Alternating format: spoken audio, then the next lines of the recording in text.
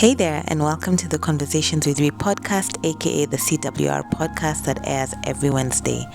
This is Season 1 Life Is, and I'm your host, Rita. Hi, and welcome back. This is Episode 3. Today, I would like us to look at life is living from love. What does that even mean?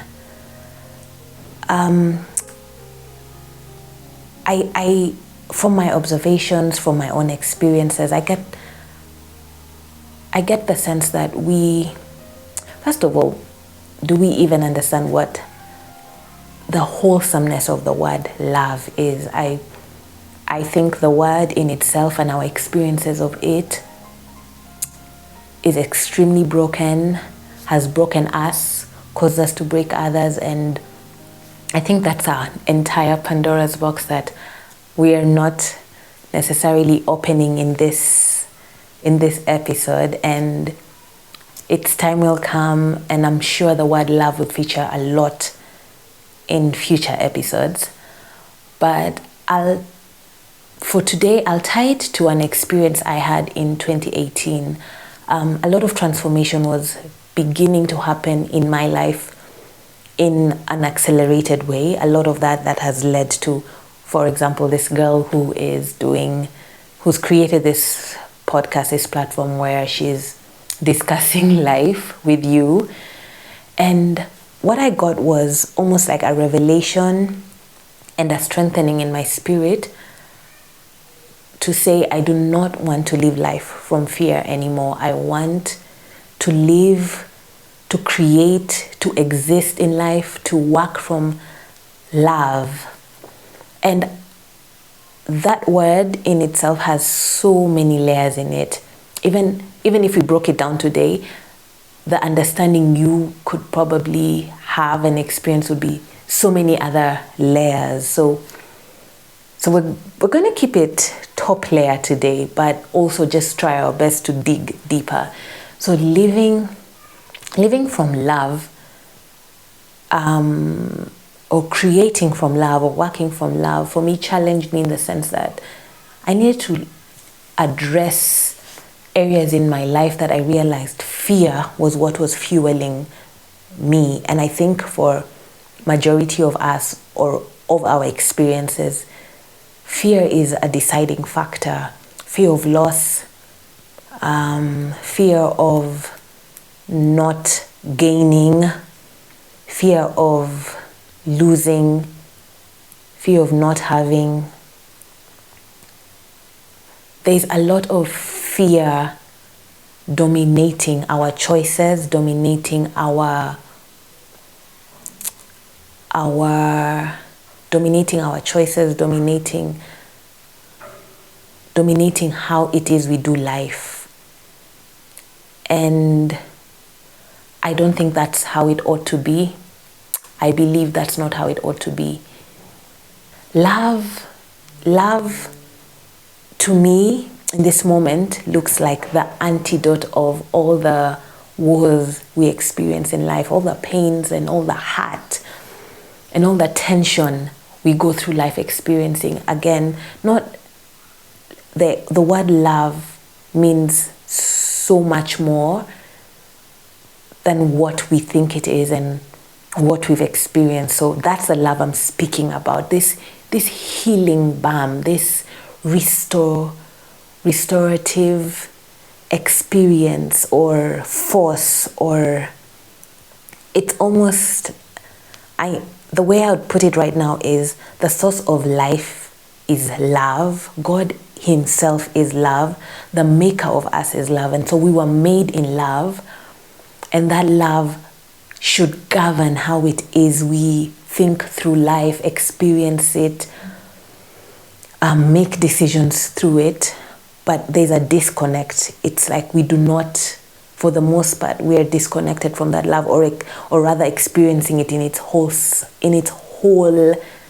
fullness, experiencing it in its fullness. And that love should sort of be what becomes how we face love, rather how we face life. That love should be how it is we face life. it becomes a way you even see yourself, and you begin to love yourself based on how you are loved by your maker.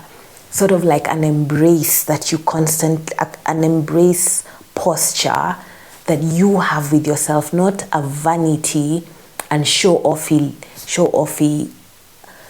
stance, but such a calming, soothing embrace. That's in many ways the love I'm speaking of. Love in its purity, love in its original state. And it's it's quite heartbreaking to see people or to experience it yourself when you have said of yourself or had people say of themselves that I'm not loved, I'm not even loved, I can't find love, because they have not experienced or are failing at experiencing romantic love. And that in many ways, again, I don't even want to open that, but there's a lot of romantic love that is based on selfishness. It is not unconditional. It's not this pure love that I'm speaking of. And again, that's not the discussion, but I'm feeling like those little seeds and need to be planted for you to go somewhere within your mind. Last week, in our fourth point, we talked about permission. We talked about stop waiting for permission to live, stop waiting for the right circumstances to live. And this, again, was highlighted for me between that episode and today. And it sort of ties to what we are speaking of today, the living from love. So the new highlight or the new layer in this permission, what we were trying to describe permission could look like, is gatekeepers in the industries you are to influence or be a part of, and the systems that the industry has put in place. So it sort of looks like you need to achieve a certain status or know certain people within the industry for you to then be accepted. Industries vary and experiences vary, but we're talking everything: medicine, education, law, media, fashion, whatever your industry is. You could also be in multiple industries. And the check for us is not waiting for permission, whatever those systems the industry needs you to submit to so that they can give you a seat at the table. Rather, the dreams that God has given you, the visions that you have, what you can see, that being that unique thing that God is saying, I want you to bring forth, I want you to birth for me, birth to the world. That needs to be all the permission you need. That needs to be all the validation you need to go forth. That needs to be why you get up and do it. Not waiting for the industry to open its doors for you because you finally are worthy. You're worthy because you have the dream. You're worthy because you have the vision. And you are the one to bring it forth because God says so. And I would like to sit that on the love aspect that we're talking about. It then becomes that if God loves it and I love it, that unison, that union, that oneness of thought, of having the same mind with God about an idea, becomes why you do what you do. That becomes the reason. That's all the validation you need. God loves it. I love it. Let's go. And so you are sort of removing yourself from that living in a performance state where you are checking everything you do and trying to do so many things right so that this whatever audience that is, in this case the industry, approves of you. You begin to live for an audience of one. Does God love this? Does God dig this? Is God vibing with this? Let's go. That is your strength.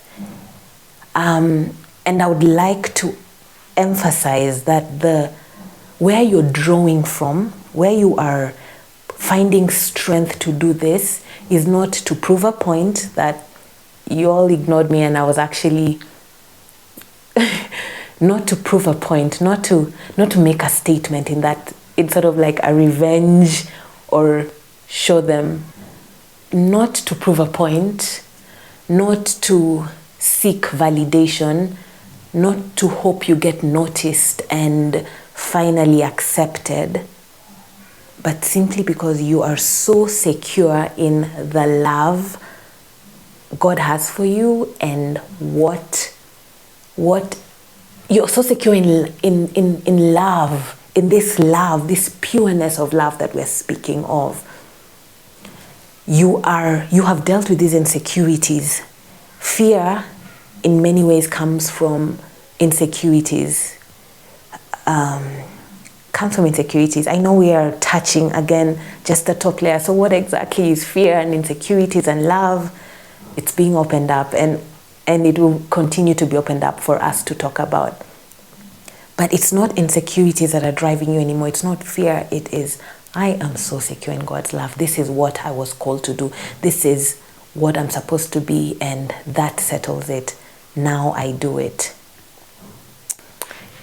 And as this secure place becomes where you start to draw from, as you start to draw from that, again, your identity begins to shift from everything else to this secure space, this space of love, from the source of love, who is love. You open yourself up to the unfolding adventure of your life, of your existence, of your becoming, and also your being. I'll throw in that I also see life as both being and becoming. And maybe it sort of ties to what we were talking about last week. That is that life is eternal, but also time exists in eternity. So that intersection of time and eternity is sort of like your being and your becoming. You are, as eternity says you are, as the final picture of who you are, but you're also becoming who you are. And as you're becoming, you're also being that. So each step of your evolution, because life is this evolution story, continuous journey of layer upon layer. As you're becoming, you also are. And so this continuous journey, this adventure, is what you open yourself up to. It's no longer meeting certain standards and being accepted in certain ways. It's a love that is your secure. It is love has made you so secure, and you are so secure in love. You are opening yourself up to the unfolding of your existence, because there's more of yourself to discover. There's more of life to discover. There's more of others and the world to discover. And there's more of God, your maker, your creator, for you to discover. It's such a continuous, evolving, unfolding story, and not in a tedious, futile way. Not that we're just going on and on and on, but it's literally an adventure. You begin to realize from this secure position that, wow, there is so much more about me, about my journey, about others, about what my dreams are supposed to do and bring and affect. And so that begins to be how you are in this secureness of love, seated on love, riding on love, being in the center of love. And thus life becomes a living from love, living from security, living from a surety about who you are. And so my charge to you and me as we do life is to to begin to pull ourselves away from fear, from living from fear, to begin to understand what our insecurities are, what have we carried with us, and have formed our lives from that. And how do we switch to love? How do we begin to just get so secure in who we were made to be, and be that, and become that, and live from that, and live from love, and live from love? That's what it ought to be. That's what it ought to be for me. You need to be able to tell yourself, that's what it ought to be for myself. I need to live from love. Where am I drawing from? Am I drawing from the eternal, secure love of God, or am I drawing from other sources? And if I'm drawing from other sources, how do I put an end to that? How do I say no more? And I want to be so secure in my being, in my becoming, that I draw from love, and love begins to open up and unfold life for me. Yeah.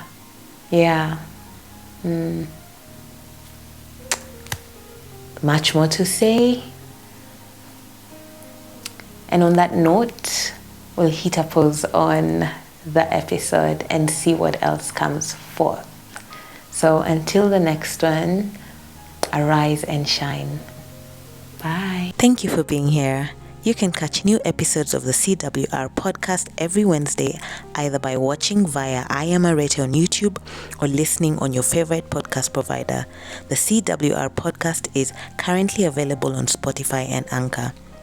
This has been Conversations with Ree.